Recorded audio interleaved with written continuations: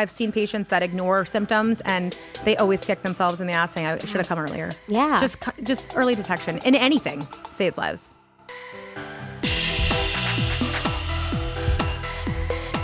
Well, hello, friends. Welcome back to Shut Up, Tell Me More. I have one of the most fun girls I think I've ever met. Katie Costa is here in studio. Hello, everyone. She's so many things. Influencer, mom of three, ultrasound tech. I don't know. She has extra hours in the day, I think. You know what I call myself? I'm the jackass of all trades Jackass and the master of none. Love it. Yeah. I'm like a little octopus, you know? Yes. Many arms in many places. I often wish I had more arms. Yeah, it'd be awkward. But it's fine. Right? I love that. Okay, wait. So how do you do everything that you do? I don't know. Jesus Christ, I give it all to Jesus. No, I do though. But I've always been a hyper high energy person. Like, I don't know how to sit still. Like, sitting still is just not in my repertoire. I just don't know what to do. Yeah. I do try to force myself to stay home, and I'm bored to tears. I'm way too ADHD. I need to be doing things. I feel like I'm wasting time. Life is so short and it's meant to be lived. And I feel like I can manage a lot. I'm very good. I do have paralyzing ADHD type B moments where I'm just okay, let's just get out of the house because I don't want to deal with my house. Yes, but run away from it. Exactly. I've always been good at multitasking. Yeah. So what mom isn't, right? We're forced into that role. I've always been good at it, but now as a mom of three, a wife, I'm just shit, can I do it all? And then every day I'm I surprise myself, whoa, I did all that today. Yes. Know? So it's almost I'm a little bit of a masochist in some ways. I'm just well, So do you even get tired with the kids though? Yes. The kids, I am overstimulated 24/7, 365. Yeah. The overstimulation's some days I'm can I bottle this up and scream in my bathroom by myself? Yes. And then other days I'm just all right, guys, we're getting outside. We're going. That's why I do try to do things with them, or if I do have them alone all day, I'm out. Yes. Because I feel when I'm home, it's a little bit more cumbersome for me to manage it because they're bored, they're overstimulated, or they're on screens, which I'm not against screen time. No, me neither. It saves me many days, but yes. I do try to get them the hell out of the house. Yeah. Well, motherhood's the most judgy hood there ever was. Yeah. I've never felt more judged than since I became a mom. But the screen thing, I'm have at it. This is the wave of the future. Yeah. I can't do it without My mom always is they're on the screens too much. I'm Mom, if in 1990, if you had fucking iPads, we would nose deep. Would 100%. Okay? There's a reason I know every show that was on TGIF and right? Nick at Night because I was watching TV the whole time. Absolutely. It's just this is a portable one and also interactive, so it's actually good for the brain. I think. Yeah. Yeah. That's I'm a scientist, so yeah. Well, there you go. No, I'm not really a scientist. I would believe you. You're so. I'm pretty gullible too, so I was almost there. Love it. I'm what else can I convince you of? Okay, so you though are a very successful influencer. This is a hard space to be in. It's really hard because I feel like I am one of few that are very authentic, and it's a weird space to be in because I do put myself out there. So I definitely I understand that if you put yourself out there, you're opening yourself to judgment. But content creators have gotten a bad rap, but I've always been an influencer in my head. I'm a Leo, August 15th birthday. Mm-hmm. And I've always been a leader. So for me, it's not, I don't mind being a trendsetter. I don't mind speaking on things that most people might not speak on. Been on semaglutide for 2 years. GLP-1s, these are everyone's on them. No one says they are. Yep, I am. Yep. I haven't said it on the pod yet, but yes. I'm so proud of you. Fellow GLP-1 queen over here. It's so hard for people to be I'm using something that's helping me.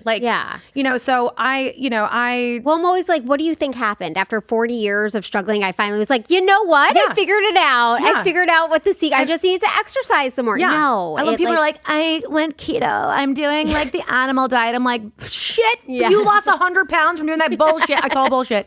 So I'm a New Yorker through and through, and I call people out on their bullshit, and I expect to be called out on my bullshit too. So it's I'm not, do as I say, not as I do. If you call me out, let's have a conversation. I'm not afraid of any of that. Yeah. But it's a fun world to be in. It's really taken off. I've already superseded what I wanted to do on the space. So I feel like if I could stop now, I'd be happy, right? I could die happy saying like I did all I needed to do, but there's more to come. Do you feel like you celebrate your success? Yes, absolutely. Every day. That's so good. Like also I get very hard on myself when I compare. I mean, everyone compares themselves. And I try not to do that because I am me. Yeah. There's no other me. I'm not that other person. And we all don't have the same hours of the day. We just don't. Yeah. So like some people could do more. Like I'm working full time. I'm also a content creator. Like I'm here on my day off. Like I'm pooling into this is a business for me. Like I made an LLC. Like I'm making money. Like it's a job. It's a legit thing. It's a legit job. So when did it start? It started shortly after COVID. I was always like on the space oversharing my life, which is not uncommon. Just like posting and Facebook then and Facebook. And when Instagram came around, like we all had like cute little handles. Like mine was Mommy Needs More Wine. It's perfect. And I agree. Yes. And a lot of people still remember me by that. They're like, Mommy Needs More Wine. I'm like, I love you guys. You guys are OGs, you know? But COVID really, that's when every content creator, unless you're like Jen Stano, who was like the OG for like influencers, everyone was going on TikTok and like what were we doing? We're all locked down. I was in a hospital working through COVID. Oh my gosh, that's right. So, and that was like a good outlet because my husband also firefighter. Like we both were kind of getting double whammied with like, it was scary. It was a scary time. Like I'm glad we're so past it. And like sometimes I get angry thinking about that time of our lives. But I can only imagine with the kids. It was like a fun little outlet. Yeah. And I decided, let me see what this is all about. If they can do it, I can do it. And I like to challenge myself. So for me, like it was a slow crawl. It's been a slow crawl to gain followers because so many people buy them. Yes. And that's great for them. But I'm too authentic. Like I just can't do it. It would creep me out, Also, quality over quantity. Yes. But your stuff is like, I feel like you post a lot, but it is all such creative, good content. Obviously, like you're amazing. You're so outgoing and fun. Your energy is so good. But how do you come up with the stuff? And also, when do you think your followers started really picking up? I think authenticity sells. Yeah. And I think, there is so much of this like relatable mom content. And I try to really tell people, like when people are like, when I say, I'm on Instagram or TikTok or whatever, people are like, well, what do you do? And I'm like, I'm comedic relief. Like, I don't even say I'm a mom because I never did the mom blog thing. We were just talking about this. Yep. I never did the mom blog thing. I'm way too like type B. I can't manage my own time. I couldn't even imagine like managing a blog.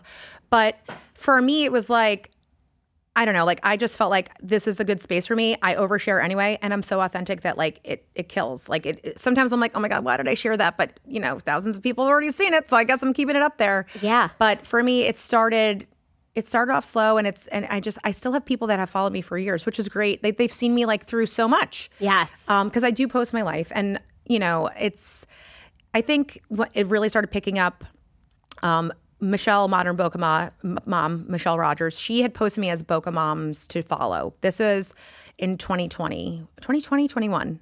No, it was 2020. It was early. It was January of 2021. And I was like, wow, how cool of her to like highlight me. And that really propelled me. And I'm good friends with Michelle. Yeah. So I'm like, girl, you really helped me out. Like, I don't think she realized how much that one little piece in the Boca magazine really does help creators that are local. I don't want to just be hyper local though. Like, I want to be worldwide, which I am. I do have followers everywhere. You have a huge following. Like I feel like you downplay it a little bit, but you're a true influencer. Like you have a ton of followers. Yeah. So from that one Boca Mag thing, did that just blow up? Like all of a sudden you watched it? The way to grow, and I get this question a lot, like the way to grow on any space is virality. Like you really have to get something to go viral to get people to your page. So like reels, when people are like, how do I grow? I'm like, you have to post reels. And it's annoying because like, I have friends that like are big time Instagrammers, but like back when like carousels were a thing. Yeah. Like my friend Jade Scott, like she's wonderful. Yes. And her and I've had candid conversations where she's like, I can't do these reels. Like it's so much work. But she does very well on like, she has like 400,000 followers, but it was hard when Instagram went towards like the TikTok thing with all the reels. And it's because you have to be way more creative. Yeah. And it's a lot of work to edit and be creative in your mind. But yeah, I think I hit a couple of my videos went like mega viral, like millions of views. And that's what brings people in. So your reels bring people in, and your stories are what keep people staying with you. So like, I'm big, like if you come to follow me, thekatiecosta.com. No, just the Katie Costa. No, of course. And we're going to post that. Look at watch my stories, because my stories are what keeps people engaged. And if you look at my engagement, it's very good on stories too. So you've mentioned all these influencer friends. Yeah. Did the friendship come first, or did influencing come first? A lot of them I met through influencing, like in the space.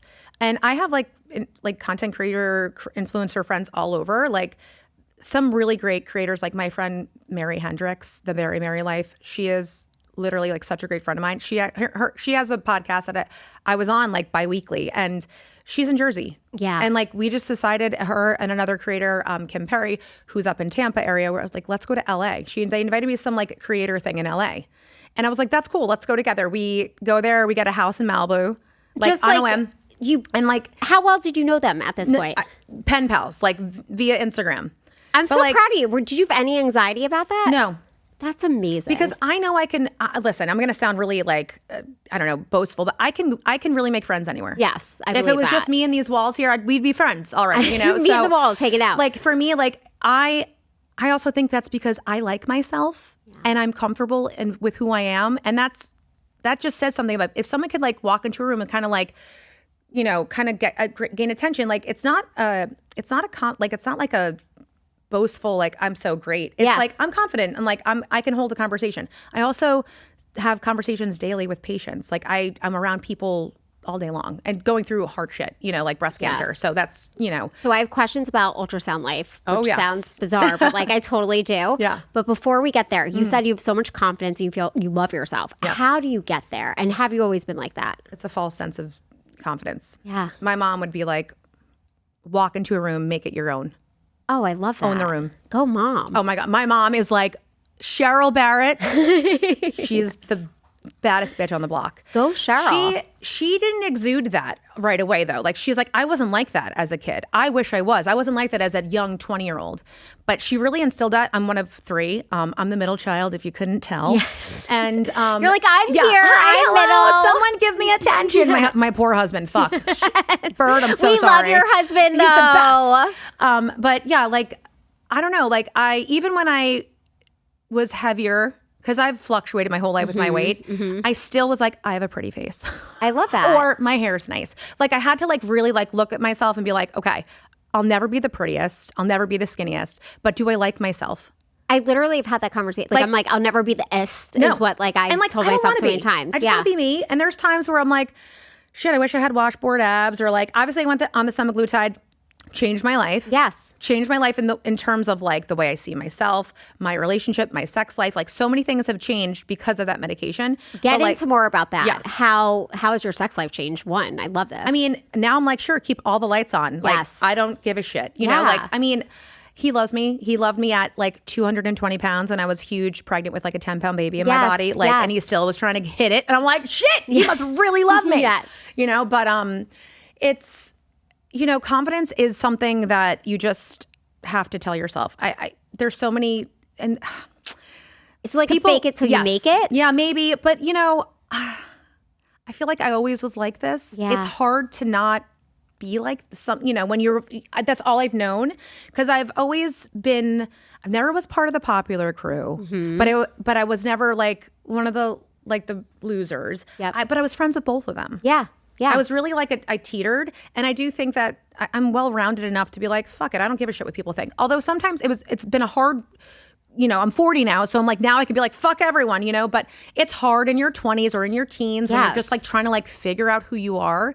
But I've always known who I was, but like, you know, outside influences or people saying things to you. But my mom and my dad have always been like a strength for me, and my sister. Like, amazing. They just boost me up and love me, you know, and you do need that. You do need someone kind of being like, you are the shit. Yeah. So I tell my friends and my family, you are the shit. Never forget it. Yes, you know? You are that girl. Yeah. So when you post things though, is it hard to watch it back? Because like that's kind of, that's a struggle. Staring at yourself on camera, it can be a nightmare. Yeah. When Instagram first started with all the filters, oh my God, like everyone looks nuts like a Bratz doll. We all have the tiniest noses of all time. I know. I'm like, oh my God, my lips are so big. And like, it really pulled something out of me that I hadn't felt since high school. Yes. This, I wanted to bring it to a surgeon and be like, do this. Yes. Make me look like this. Yeah, like, that's please give me a Michael Jackson nose. Yes. Like, what the fuck is that? Yes. Everyone stop.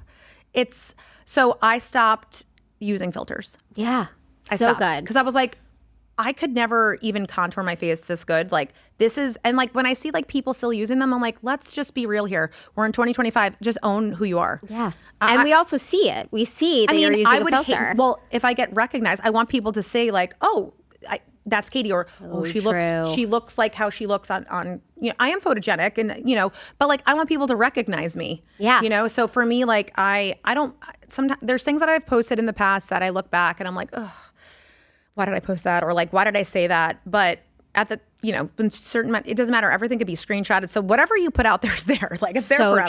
True. So you can't even like try and fake that stuff. But I do actually watch my stories back, and I would say like I'm my biggest fan. I think I'm hilarious some days, and you are very funny. Thank you. No, I really wanted to be a comedian. Like if Heather McMahon ever comes to Boca, like bitch, hit you me could totally open for her. I love it. Just work on the leg thing. I know. Oh my God, you totally, got it. Totally, the big back. Everything. Yes. But confidence is just. I now have a daughter.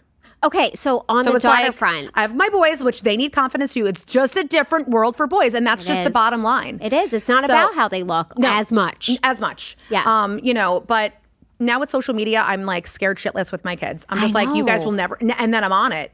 So I'm like, okay, this is a double-edged sword. They see mommy doing this. They see that I'm doing well with it. Yep. And now I have an 11-year-old who wants a phone, and I'm like, you will never have Instagram, Snapchat, TikTok. The exact same. I'm going to try and hold out as long as I can, but. What about your daughter? Like, how are you going to navigate these waters? Because I feel like it was hard when we were growing up. We're the same age. Oh my God. We grew up in like the age of like, anorexia skinny. 100%. Like Britney Spears, Christina Aguilera. Just like thin, that's what I need to look like. Yes. Although I have my opinions about this younger generation, I do think that their mindfulness about health and wellness is really great. Yeah. Because like if someone was like, hey, just go to the gym and like build a butt, just do some weights. Like I was a cardio bunny. Yes. That's all I knew how to do. Now I won't do it at all. No, now I'm like, I need to lift weights because my bones are going to crumble in a few years. I'm deteriorating as we speak. Yes. Shit, my bone density. That's all I'm thinking about now is bone density. With my daughter, I think I'm really, I could never fill the shoes of my own mother. Mm-hmm. She's just one of a kind. But I'm just going to do exactly what my mom did and just build her up to the fucking sky. Yes. There's nothing she can't do. There's nothing she can. I'll cry if I think about it. Yeah. You have a daughter. I know. I have two boys. Oh my God. So, well, I know that life. Yeah. No, boy mom forever. Yeah. Like it's crazy. Oh my God. And then I have this girl. I'm like, what do I do with her? But she is already so confident. It's a little scary. That's amazing. But she's got these two older brothers that kind of just like, wrestle her and like throw her around like a little Cabbage Patch doll. But I'm just going to let her know, like, there's nothing you can't do. Mom and dad are always going to like be there for you. That's another thing my parents always said. And, now looking back, everyone thinks their parents are assholes when you're a teenager. Yes. But looking back, I'm like, wow, like they really did everything for us. And they continue to do so. Like, I'm just like, my dad's like, what do you need? You need to see, this is my New York City accent. Yeah. What do you got? You got cash on you? I'm like, Dad, no one has fucking cash anymore. Like, get a grip. He's like, here's 100. Don't tell your mother. I love him. But and I said this on stories a few weeks ago because they were visiting and I like lose my mind every time they leave. But they let us fail as children, but they never let us fall flat on our faces. And there's a difference. There's a huge difference in that. So like letting your kids fail versus letting them fall flat on their face. Like my parents were like, you're not going to get everything you want. You're going to have to learn some hard lessons. Yeah. But we're going to be there to pick up the pieces. We'll never just like let you like free fall into the abyss. Like they really were there for me forever and ever and still are. Yeah. And they can never die because they're like, they have to be eternal. And now we're going to knock on everything, of course. But they sound amazing. It's so good to have such role models like that. So are you like that with the boys? Like it's because they're older, they're in school now. Like I struggle with like, not helicopter mom because I'm way too tired to do that. But like very much like, you got to do this test. You have this. And like I feel anxiety. Well, all my anxiety stems from like just being mom. Yeah. Yes. I mean, the worries I have are like just insurmountable. I look at my husband, he's like, it's going to be okay. Oh my God, I'm like, it's good. fine. He's like, it's good. I'm like, oh, so you said so. Great. Awesome. You know, like. Do we have the same husband? Am I married to Bird? Because I'm telling you, I call Mr. Miss, it's fine. Everything is fine. Literally, the house could be on fire. So when something does happen, I'm going to like just jump off a cliff because I'm going to be like, oh shit, if you're freaking out, this means it's really bad. If my husband like ever crumbles, I've maybe seen him like literally just recently our dog died. He started crying. I was like, I got to stop crying. Like, you know, like it's just. Well, he's also a firefighter. So he's seen disaster on a daily. Yeah. I mean, literally just the worst shit you'd ever see in your life.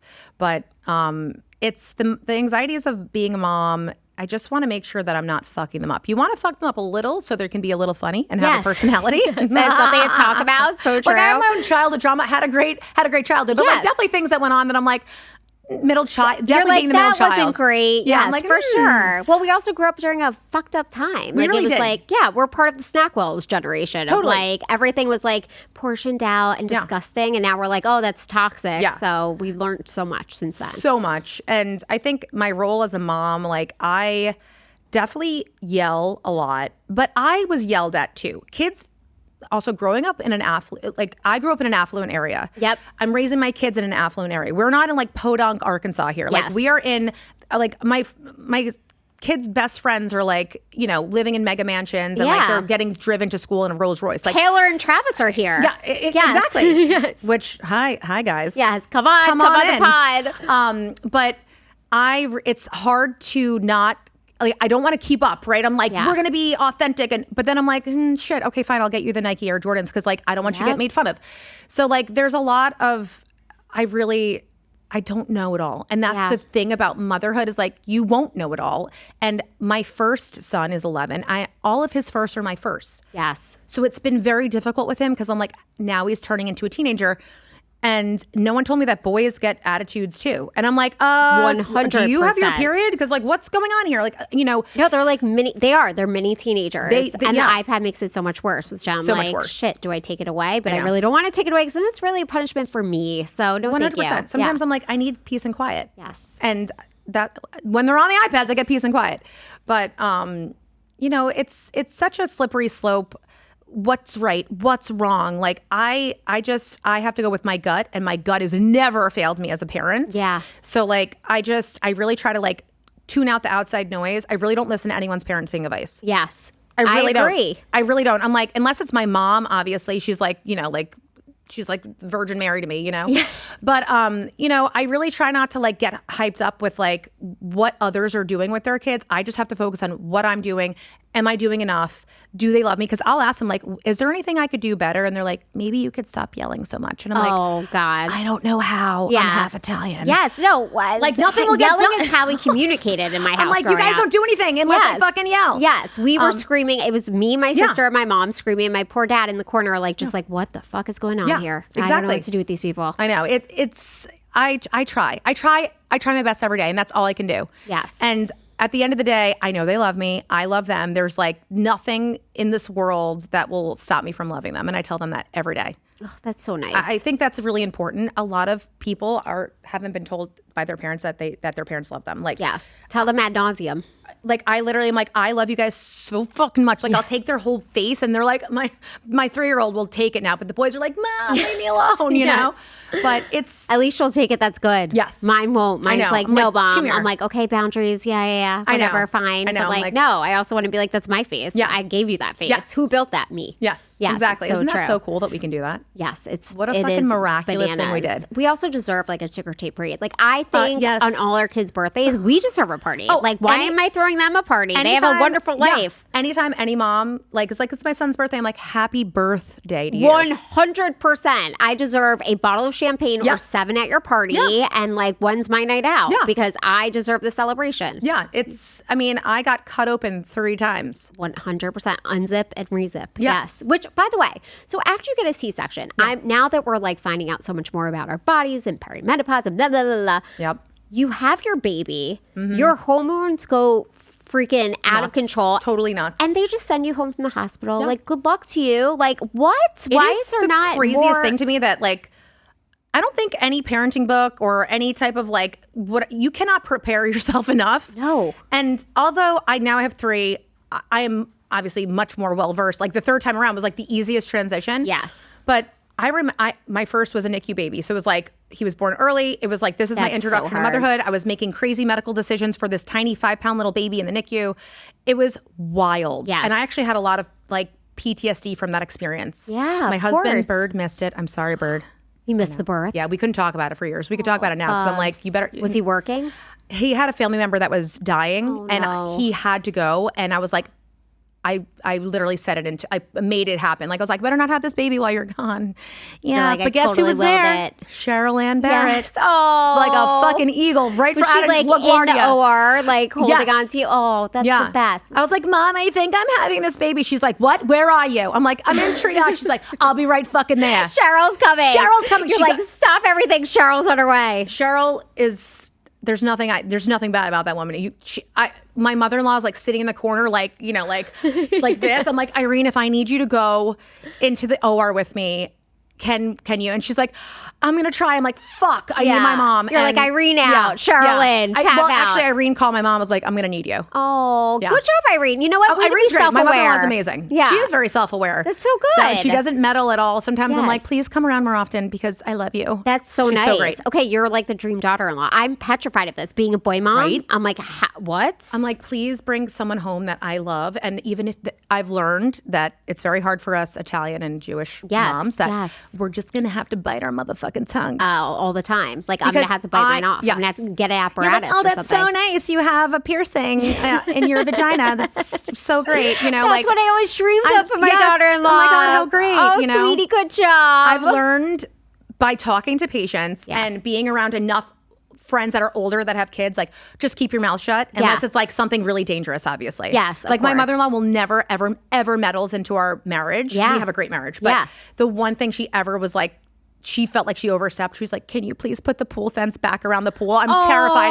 And I was like, don't worry, Irene, I'm doing that. And my mom too. My mom would be like, I'll call the fucking Boca police on you if you don't put that back up. I'm like, okay. I love that Irene's like, please. And your mom's like, I'm going to get you arrested. You're spending the night in the clink. It's going down. Yeah, my mom's a no limit. You're like, it's against the law. Yeah, I love that. I love that. She gets gangster. That's so good. She does. So your work as an ultrasound tech, I've always wondered this. Whenever I'm getting an ultrasound of any form or even a mammogram, do you see things automatically and like, no? Because I'll be like making jokes to my ultrasound tech, like, smile, you're good? Are we good? Yes, I am one of the rare breeds of ultrasound tech that does talk to patients. Yes. Because I've been doing it 20 years. I'm about to hit my 20th year. How did you start when you were 3 years old? That's crazy. I know, right? I'm like, I'm just a tiny little baby in here. I knew in high school that I wanted to do ultrasound. I had a boyfriend at the time that I was like, I don't want to go away to school. I did apply to a lot of SUNY schools, which is the state of New York. Yes. They have their, schools. And I got into most of them. And my parents like sweetened the deal. They're like, if you go to the local community college, we'll buy you a car. Or we'll help you buy a car and you can like live for free. And honestly, like I knew I wanted to do ultrasound. I didn't need a 4-year degree. Yeah. So I went to community college for 2 years and then right to ultrasound school. That was 16 months. And it was like the most intense thing. I'm still very good friends with a lot of the girls that I was in that program with. Yeah. But yeah, honestly, it's been a great ride. It's such a wonderful career. That's my day job, like content creation is my side job, but I could never quit it. Yes. Because it gives me something that nothing else could. Like the fact that I'm literally helping diagnose and save lives to me is like, my husband saves lives in a different way. Yeah. He's like, pumping the, CPR and like running drugs and like, scraping people off the floor of 95, Yes. I'm saving lives in a different way, but I also think that I bring something different to my patients, which is a sense of like calm and understanding. Like people are like, I'm nervous. I'm like, you're allowed to be nervous. Yeah, it's terrifying. I'm like never sweating and not wearing deodorant at the same time. And I'm like, this feels. And then you're like, I might have breast cancer and just It's so scary. And by the way, they now bring you back like twice so often. Yes. When did this become a thing? Usually it's because of dense tissue or positioning. Okay. Also depends on where you're going, ladies. I don't want to say out loud where I work. It is local. So good. But if you want to know where to go, please message me on Instagram. That's such a big deal because you have to go to a reputable place. It's so nerve-wracking and also expensive because then you're paying twice. Yes. And it's like you're just I only knew because my friends had gone and they're like, oh, wait, I had to go twice. I was like, okay, this is okay. But if I didn't know that, I would have been freaked out. Yes. I would have been like 4 weeks of like, what's going on inside my body? Well, if you're 40 years old and you're going for a baseline, just expect to be called back. Okay. It's like, I don't even know the percentage. I'm going to maybe 80% of like baseline mammograms, women get called back. So, but you have to go to a place that's ACR accredited. That's the American College of Radiology. Okay. That is the gold standard for breast imaging. And these are like doctors that are phenomenal. They have, if you have an ACR accreditation, you have to strict guidelines that we have to follow and abide by, and they audit us every year. Wow. Okay. So you have to go to, you can't go to like some run of the mill like podunk place. Yeah. No, because if you go to like a place, there's places, I'm not going to call them out, but there's places in town where you can go get a mammogram and ultrasound of the breast, but that same radiologist is also looking at like a CAT scan of the spine or like a CT of the brain. Like you don't want that. You want a breast dedicated radiologist. This is such an important message. This could be like a whole nother podcast because I have a lot of information. Yeah. Totally. It's such an important thing, especially as we become 40. It's getting very scary. I'm like, are cancer rates going up or are we just getting older? That's a big conversation that is on the table now. So I think annually just under 400 or just a little over 400,000 women in the U.S. will be diagnosed with breast cancer. Jeez. 4% of that, I'm not sure if these are like exact, but around 4% of those women have family history. So family history means jack shit. Yeah. People are like, well, I don't want to get my mammogram because I don't have family history. It doesn't matter. No. Most people don't have family history. Yeah. So obviously risk factors, if you're Ashkenazi Jewish. Yeah, here I am. Hello. Go get your mammograms. All the time. Okay, I'm a little Jewish lady. All the time, yes. If you have dense breast tissue. Yes. I love my Jews. Yes. We're out here just with all the weird diseases. I know. Like, all the weird shit. Yes. Before our kids are born, we're like, we need a full panel of like what could possibly happen. We're like, as if we don't have like neurosis enough. Yes. We're like, oh, what else? What else? So yeah, it's bizarre. But these types of exams are really important because I've seen patients that ignore symptoms and they always kick themselves in the ass saying, I should have come earlier. Yeah. Just early detection in anything saves lives. 100% true. So when you are doing an exam and you see something, how do you hold your face? What do you do? Oh, I have a great poker face. People will just stare at me. Yes. Oh, like, I'm the waiting for your face. Person. I'm like, you ain't gonna get shit from me. Yes. Nope. Especially with the baby stuff. I'm always like, oh my God. When I would do babies, which has been years, right? But I would say, listen, I'm going to scan first. I'm not going to say anything. Okay. Don't let that bother you because I need to make sure I'm looking for a heartbeat. Yeah. Like that's the first thing I look for. Yeah. So I'm just like, give me a moment. I'll show you the screen. Yeah. And then we can play. But I have to get my pictures done first and then we can play. Yeah. So I've been, even though I'm not ever allowed to say anything, that was something that I could never really hold in when someone's like, do you see a heartbeat? It's really against our oath. Like we're not allowed as techs to say anything. Yes. But I have many times told people no, but let me go double check with the doctor. Oh my God. That's terrible. So hard. But you or have like ectopic pregnancies or like abnormal pregnancies or just things that like, so that's a hard part of the job. The job is hard. The honesty for sure. It's very hard. I'm not the doctor, but I know just as much. Yeah. They're very smart. these doctors are brilliant, Of course. But like I'm doing the job of the doctor. They're not doing the ultrasound. That's right. Unlike CAT scan or X-ray or MRI, they're placing you and they're pressing a button. Like ultrasound is like tech dependent. Yeah. Another reason why you got to go to good places. So true. I've seen so much. Oh my God. Wait, so the machines could also affect it? I mean, the person, the whoever's doing the ultrasound. Oh, tech. Not like technology. No, yeah, Got like the technologist. Yeah. If you get like a newbie tech, if they're like, hi, I'm brand new, like, I would like the seasoned tech, please. Thank you very much. We're the adults in the room. Yeah. Oh my gosh, my C-section of my 3-year-old, I swear to God, I think they were all like straight out. It was Doogie Howser time. Yeah. It was insane. They were like talking about like their rent and their apartments. I'm like, I'm having an anxiety attack and can't feel my legs. Can we focus? Shut the fuck up. Yes, I'm you begging. can say that. Yes. Oh, I thought about it. Also, advocate for yourself all the time in healthcare. Yes. Because no one else is going to do it. Which is very hard. I have a hard time with conflict. Like, I feel like you do not have a hard time with conflict. When I see something I don't like, I do say it in I have a finesse that I have. Yes. But, every so often the New Yorker will come out and I'm like, just ragey. But yes. It's good. It's good training for life, I feel like, living in New York. Like, I feel like I was very much let down by the fact that I've lived in Florida forever. Like, had I lived in New York, I'd be so much better at speaking my mind. You have to. Yes. I lived in Manhattan for almost 5 years, 4 years. Was that before you were married? Before I was married. Did you know your husband then? I knew him because we've known each other for a while. But no, we're not dating. I was dating I guess you could say like a trust fund baby. Hopefully him and his mom never listen to this. Like a little bit of a Nepo baby, which is a fun life. A Nepo baby? For sure. Like in just celebrity worlds or in finance world? Oil. Nice. Yeah. So what was that like? That was great until he, put his dick in everyone else. So I had to stop, know? Oops, shit. Yeah, shit. Yeah. Was he in baby oil? Yeah, right.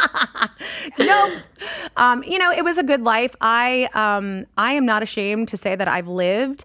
I definitely had my heyday in New York City.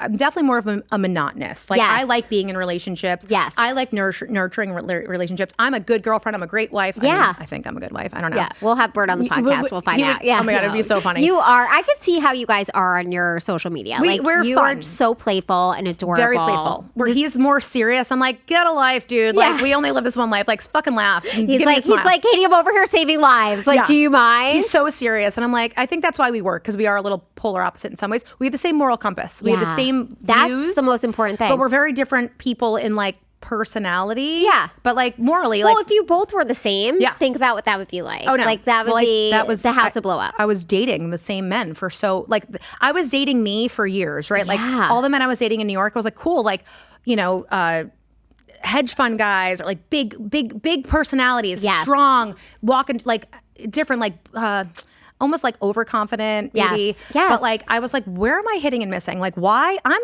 decent. Like I'm a catch. I lived alone. Yes. After the breakup, I was like dating a lot. Yeah. And I was like, what am I doing wrong? Yeah. And I was like, oh shit, I'm dating myself. Shit.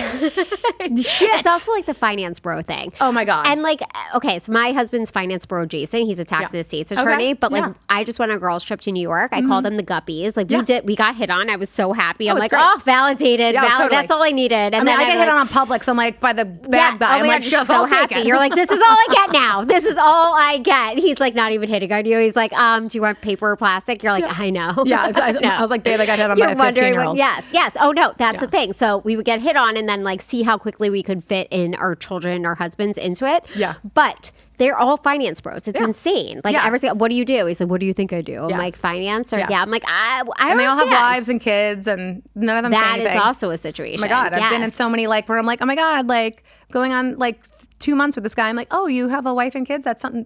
Maybe you should have divulged that 2 months ago. Yes. But I would go down to like the financial district during happy hour. And I was like, I'm going to meet my husband. Gonna catch one here. Yeah, like I want the brownstone in the Upper East Side. I want the Hamptons house in Sag Harbor, which I did summer in Sag Harbor my whole life. That's amazing. Family house. But I was dating those guys, and guess what? A lot of them are boring. Yeah. Yes. So when did you meet Bird? So I re-met him. I knew him as a young kid. His aunt and uncle Mike, Aunt Karen, they were tenants in the cottage on our property, my parents' property. They still live there in Westchester County. And they moved in when I was 8 and left when I was a senior in high school. I think they were there for 12 years. Yeah. If I'm doing the math correct. But he would fly up every Christmas and summer. And that's how I know him. And all of his cousins, everyone's from New York. So I would see him every Christmas and summer. And then, we all became teenagers. He wouldn't come up as much. His aunt and uncle moved like 5 miles down the road, but I still remained close with them. Yeah. So they actually worked at the hospital that I worked at in New York Presbyterian. Oh, in New York wow. City. So I was able to put like Mike down as a reference, like when I was trying to get jobs and I was like 20 years old, 21 years old. And then my husband's grandmother, who was Mike, the tenant, that was his mom. I knew her very well. They'd take her out of the Bronx every weekend and bring her up to the country. Yeah. And she was turning 85. And we weren't invited, but like he was coming up that weekend. Yeah. And he messaged me and he was like, hey, I haven't seen you or your sister or your brother in years. Like, would love to meet up. Yeah. This was on Facebook. Yeah. So I was like, cool. Like, I didn't think anything of it. He wasn't my type. What year is this? 2010. Okay. So are you out of the city at this point? No, I'm still I'm like full blown, like climbing the medical ladder. Like if I was still there, I'd be running the show. Okay. Yeah. So I was dating like every resident in New York City. Like and I lived in hospital housing. Could you imagine my life? Amazing. I was like, I'll just take the guy on the 5th floor and then I'll switch to the guy on the 3rd floor. That's the reality show we need. Yes. I mean, it would definitely be called like my horizontal life. Like I have no problem. Life. Yes, we need to trademark that the second this is over. I mean, but yes. Chelsea Handler did write a book, My Horizontal Life. So true. It's probably already coined, but fine, yes. So yeah, we reconnected that weekend and we hung out the entire weekend. I lived in like a very small, like maybe 400 square foot apartment in New York City, a studio. And he stayed with me every night, like from Friday, Saturday, Sunday. He was flying out on Monday. Didn't even see his family. Like went to the party, but like barely saw his. He's like, "Sup, Grandma? Yeah, congratulations on 85. Yeah, bye. See you later. I'm trying to get it in, but I was like, I can't sleep with this guy. Like, I'm going to see him at a wedding in a few years and be like, he saw me naked. You know, like. Uncle Mike's son cannot see me naked. Shit. So, it was Sunday night. I was dating a doctor I worked with, and he's buzzing me at the bottom of the building. And my husband, he's a born and raised Floridian. Like, he's born and raised in Fort Lauderdale. So he's like, what is that? I'm like, oh, sometimes the delivery guys just like lean on everyone's like numbers just to get let in. Yes. And I was afraid this guy was going to do that. I was like, oh my God, what do I say if this guy, I mean, right. Whatever. He was kind of like, he was like a fuckboy, you know, but he was a doctor. He went to NYU. Yes. He was tall and hot. And I was like, cool. Like, this is like my get out of jail free card, you know? Yes. And he's texting me like I'm downstairs. Like, we had full blown plans. And I was like, you know what? Fuck this dude. I don't know what made me, I could have told Keith, like, Bird, like, hey, you got to go. I have a date. Yeah. And that would have been it. We would have never, I would not be sitting here talking to you. Oh my God. That would have been it. But you like really do follow your gut. You said that before. I do. My gut never fails. And so, that night we stayed, and he was like, you know, one thing led to the other. I tried to say I had my period. I was like, I'm not talking to this guy. The period saves us every time. And he's like, I don't care. I was like, oh my God, I didn't have my period. So I was like, all right, I guess I'm just gonna do You're like, this. surprise, it's over. Just kidding. And he's like, I'm like, meet me in the shower. Yes. I'm like, why would I? Shower sex is the worst. That's also like very hard to do. Yeah, and also the lights are on, and I didn't have my big fake tits then, you are so brave. Yeah, I was like, just meet me in the shower. The acrobatics of it all. Yeah. Well, yes. Was he a firefighter yet? Yes, he was. Okay, so at least he's like strong. You're like, you could probably lift people. And you're like, good. it didn't take much. He could have thrown me from the bathroom to my bed. That's how small my apartment was. You're like, we're in the shower, right? We're half and half out at all times.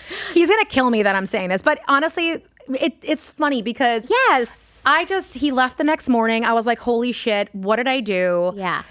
And I was like, that was really cool. We did really talk the whole weekend, and we were just getting to know each other again. And I was like, okay, well, another notch on the bedpost, whatever. Like, you know, that's another thing. Like, why can men just bang everyone, and women, it has to be your slut? Like, 100% true. So, he left that morning. He called me that night, and he's like, you are a breath of fresh air, and I just loved our time together, and I want to come back up. And I'm like, okay, cool. Like, when? And he's like, next week. Oh, I love him. And I'm like, it's the sweetest thing ever. Yeah. So he came up next week. He's finally saw all his family members. Yeah. And that's he finally hugged his grandma. Yeah. He's like, I got to go see my family. And we've been inseparable ever since. I moved down here within 5 months of dating. We were engaged at 6 months. Like, my friends were like, are you pregnant? I'm like, no, bitch. Like, I found my guy. Yes. And you're like, it happened. Sweet and kind. And it felt so safe to me that it was a feeling I didn't feel before. I could cry. This is the nicest thing ever. He is very like, he's like the best person I know. Oh my God. He really is. So how does he feel about you putting things out on social media and being so open? Because he does have he is the fire union president for the city of Fort Lauderdale. Wow. So it's a big deal. That's a very big deal. I have to be very careful about what I say. I am like a representation of him. Yes. But I also know that people know that a lot of my stuff is lighthearted, and there's nothing that's harmful or illegal, or it's really just fun stuff. And there have been times where I'll post something and he's like, you can't, or I'll film something, he's like, you can't post that. I'm in my underwear, you know? Yes. But I've realized, because he wasn't always this, he just got elected this Wow. position. Congratulations. That's amazing. That's a big deal. Huge. It's a huge deal. I'm so proud of him. Oh my God. But he really loves me for who I am. He would never dull my shine. I think that's what I really love about him. He's like, do you? It's the biggest thing ever. Yeah. Do you ever get like very heated about things and want to post and you're like, don't sit on your hands, like political stuff or like stances on things? I really try to stay away from the political stuff because that's not my page. Yep. And like during like, you know, when the war started with Hamas and Israel, people are like, where's your stance? And I'm like, you know what? I really don't want to talk about this stuff, but like, and political stuff, like it's not the space. I agree. I have my opinions, believe me. Yes.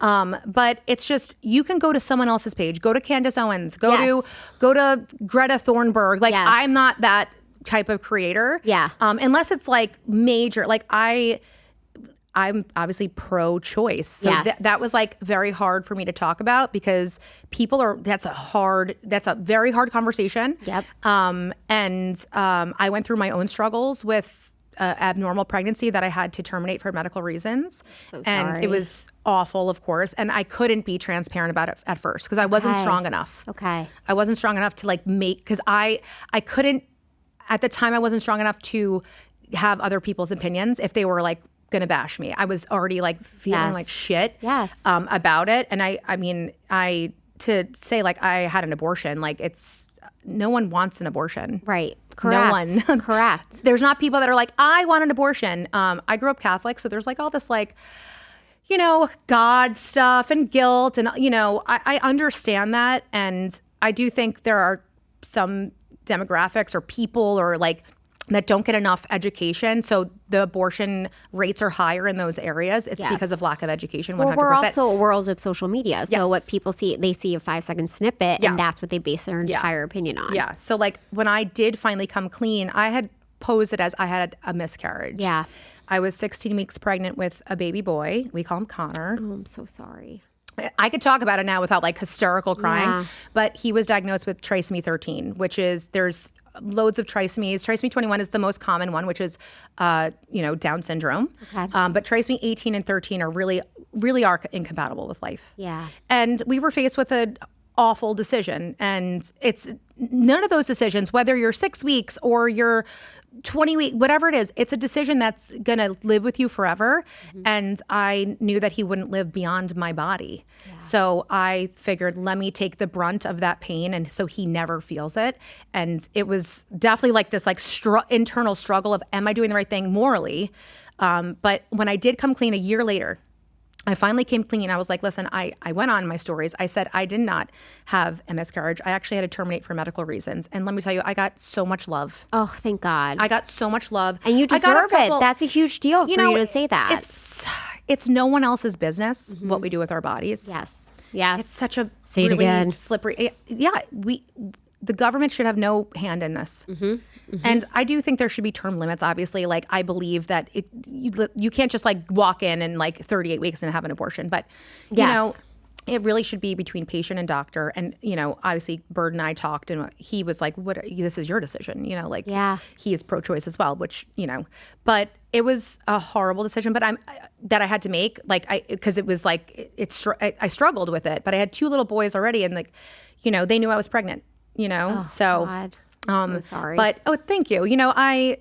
I do have a voice here in this space, and to be part of this like horrible group of women that terminated for medical reasons.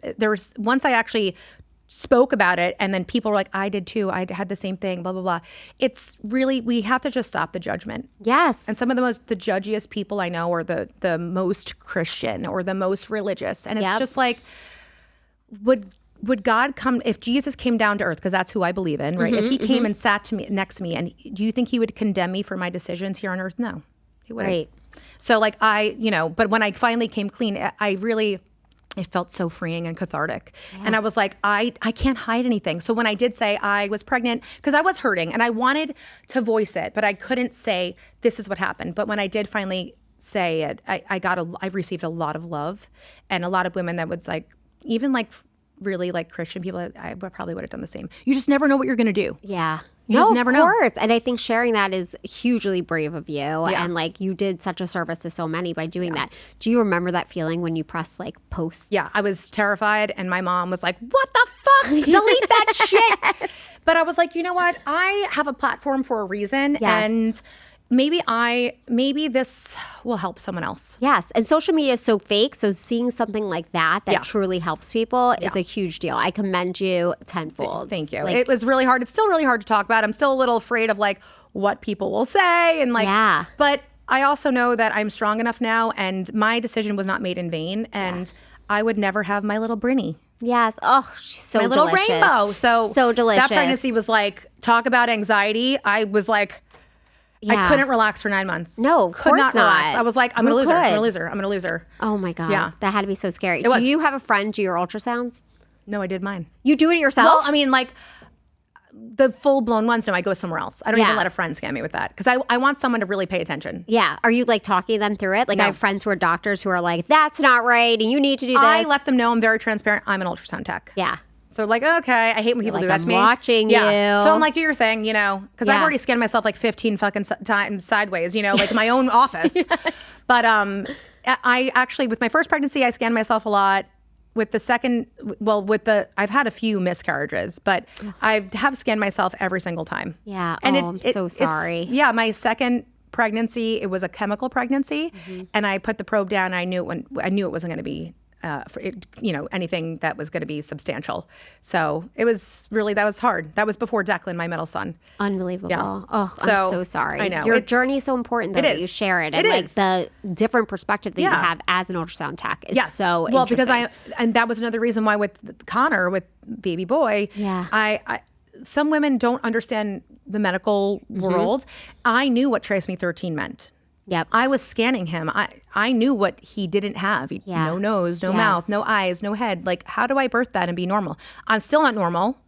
It's changed. Well, none of us are. Anyway. None of us are. It's changed my perception of judgment on others. It really did put me way over on the other side of the abortion conversation. Yeah.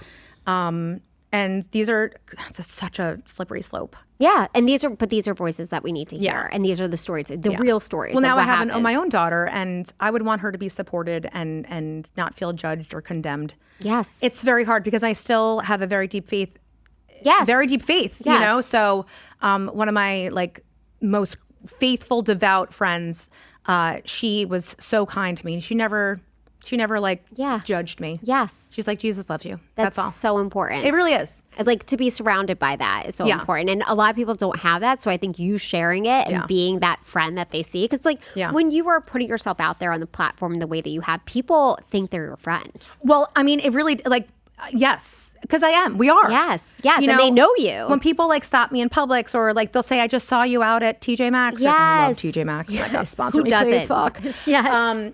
But I'm just like, yes, we are friends. Yeah. Or if I do an event, people show up. I'm like, oh my God, you guys ever showed up. I have people out there. Yes. It's the people behind the clicks. Yeah. It's so nice. Yeah. But so speaking, by the way, of the business of influencing, how do brand deals work? When did you get your first one? So my first big brand deal, I mean, I've always done, the thing is, if you're going to go into the space, just know that you're going to do a lot of shit for free. Yes. That is part of the initiation. Always, or in the very beginning? In the very beginning. Okay. I was definitely doing lots of stuff for free. I didn't know enough. Really, anyone that's doing any type of content should be getting paid, even if it's $100. I mean, it's still work. Yeah. It's work. But in the beginning, I did definitely took a lot of collabs or affiliation links or whatever. Yes. But my first big, I worked with Zeisel for Tortuga. Amazing. And they paid me $5,000. Incredible. I know that's kind of neat, a little maybe cringy to say, but that was a huge thing. No, it's not. It's so amazing. And then it's only gotten better from there. And they reach out to me. I do pitch myself a lot. Yes. But the biggest brand deals I've had are people coming to me because they see my reels or they see my page or someone. I think it's also PR firms. I think they share it, creators. Okay. Hey, what creator, what would do well. But I just did, I can't really say yet, but it's about to be posted tomorrow. That's very, very big deal. And then I worked with dermatology recently on a 3-month campaign, and I paid for both my boys to go to camp. This is a huge deal. I know. It's amazing. I don't think people understand. And I have a lot saved too for my new boob fund coming in January. Yes, we need the boob fund. So I've definitely made a decent amount of money this year. Could you ever imagine that it would turn into this? No. It's really cool. It's absolutely incredible. I know that the momentum's there, and there's times where I really want to stop, and I'm like, what am I doing? Why am I pulling myself in all these directions? But the momentum's there, and I just have to hold my nose and jump and kind of just really take a risk on myself. And I've been listening to a lot of podcasts with millionaires, billionaires, and the biggest they always ask, what's the advice? Take a risk on yourself. Yeah. Just take a risk on yourself. What do you have to lose? Nothing. You have nothing to lose. But it's so hard when you don't see the return right away. So well, you have to have faith and hope that it's going to turn out. I know. I would, when I first got on, I was like, I'm doing this more for comedic relief for myself because I was in the thick of it with motherhood. I was heartbroken over that pregnancy that we lost. And I was like, let me just do something that feels good. And it does feel good to come on. And when people are like, where are you? If I don't come on, they're like, where are you? I missed you. I'm like, oh.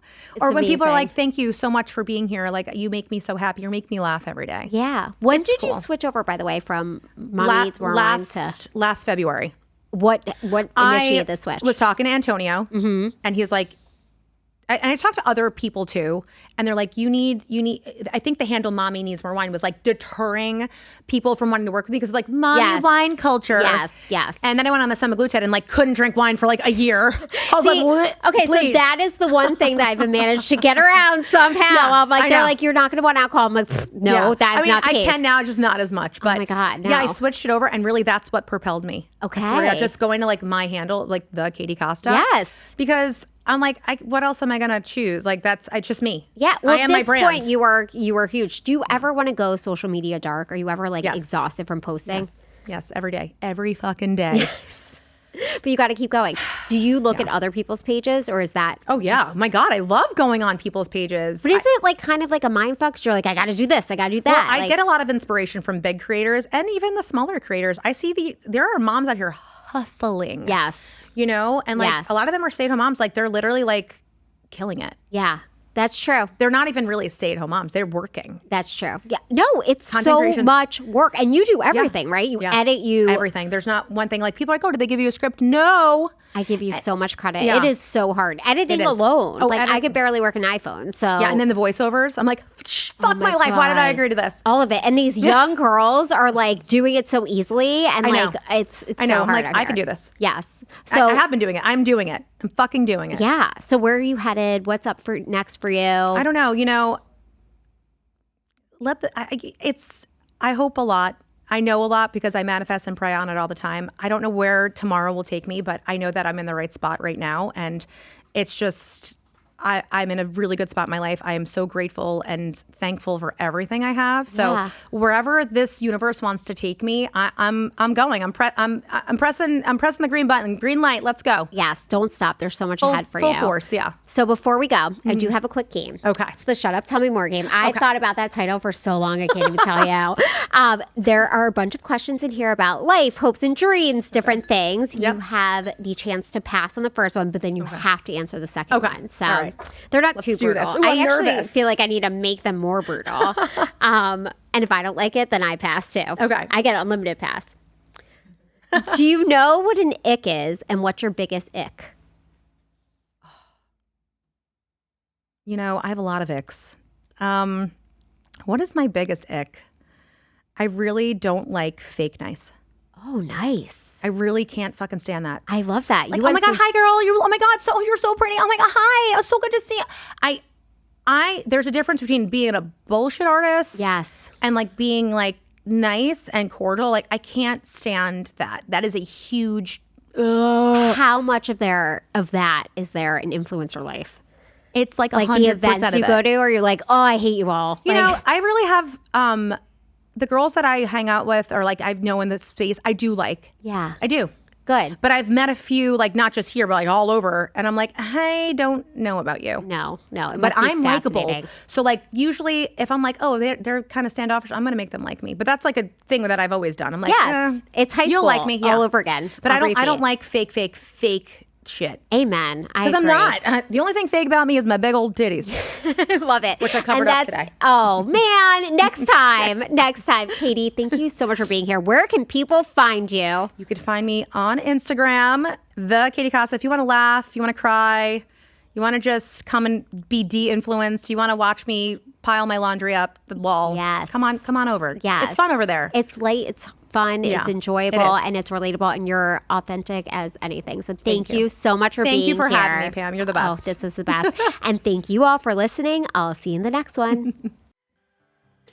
Thank you so much for listening to this episode of Shut Up, Tell Me More. You can find us on Instagram at Shut Up, Tell Me More. Remember to subscribe to the podcast. If you listen on Apple Podcasts, go to the show page and click the follow plus sign. If you listen on Spotify, click the follow button. You can also find us on YouTube. You'll automatically receive new episodes as they come out, as well as updates. Doing this also helps me algorithm land, so thanks in advance. Lastly, give me a 5-star review, and I'll be so grateful. See you in the next one.